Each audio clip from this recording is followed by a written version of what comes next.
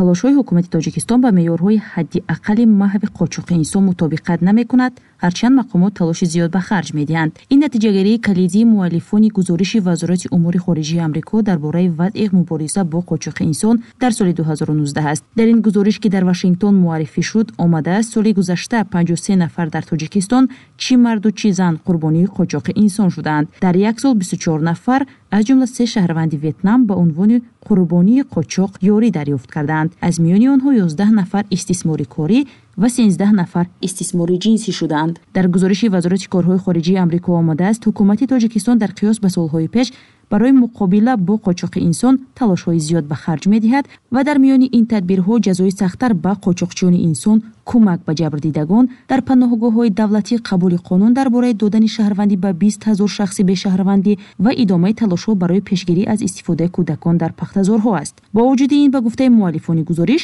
талошҳои ҳукумати Тоҷикистон ба меъёрҳои ҳадди аққали чанд ҷанбаи мубориза бо қочоқи инсон мутобиқат намекунад. Фасодкорӣ боиси аз марз гузарондани қурбониҳои қочоқ мешавад, вале ҳукумат дар пайгарди қонунӣ ва ё ҷазо гирифтани кормандони давлатӣ, ки дар ин ҷиноят даст доранд, гузориш намедиҳанд. Додгоҳҳо ҷазоҳои сабук медиҳанд, ҷабрдидагон дуруст ҳимоят намешаванд ва қонун дар бораи муҳофизати онҳоро ба таври муносиб иҷро намекунад. Дар вокуниш ба ин нуктаи гузориш, Нусратулло Маҳмадзода, сухангӯи Вазорати корҳои дохилии Тоҷикистон, рӯзи 26 июн ба радиои Озодӣ гуфт: маркази муқоимат бо савдои одамон ҳаст, ки бевосита ба ҳамин шакли ҳамин ҷиноят кор мекунанд. Касеро ки ошкор карданд, масалан ҳамин чизое ки гуфтам, хариду фурӯш, истисмори шаҳвонӣ ё ки истисмори меҳнатӣ, ки берозигии тарафайн, ҳамонро пешниҳод мекунанд, маводат санҷиш мебаранд, корои тафтишотӣ, баъд суд ҳукм мебарорад. Вазорати умури хориҷии Амрико мегӯяд, соли 2019 дар Тоҷикистон 18 парванда дар нисбати 23 гумонбари қочоқи инсон таҳқиқ шуд, ки соли 2018 дар доираи 21 парванда